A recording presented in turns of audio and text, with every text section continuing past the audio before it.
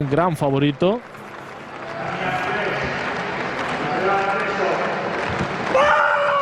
Con Daniel Anglés lanzando en esta ocasión. Y como veían en los rótulos, la presencia también de Mario Pestano.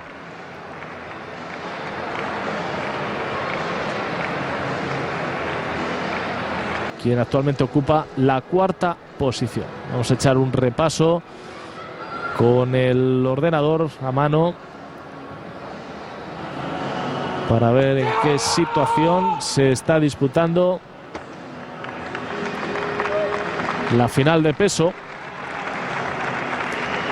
Bueno, aquí en nuestro ordenador en los estudios de Torre España por el momento está lista de salida,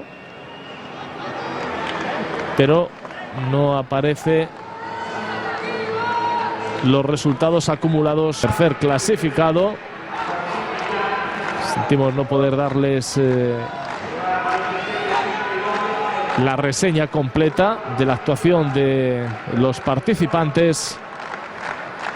Tiro rotatorio para Joaquín Millán.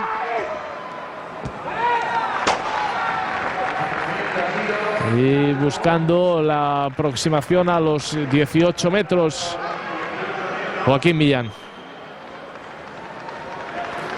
La primera referencia es un tiro de 17, esa línea que ven ustedes. Y la segunda de 19.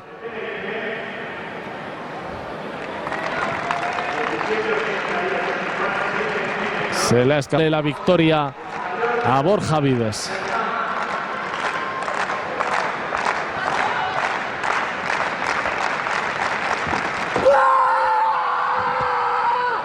Ahí puede haber más de 18 metros, pero no será un lanzamiento suficiente para arrebatarle a Borja Vives el título de campeón de España, si todo transcurre dentro de la normalidad.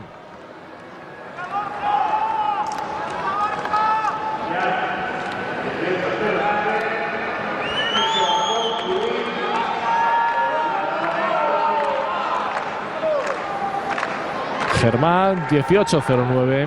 Y en efecto, la primera posición para Borja Vives. Ahí lo tienen. Ojalá, no, nada.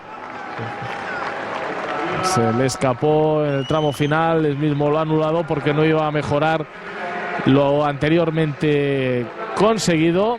19 metros 40 centímetros para Borja Vives. Título de campeón de España.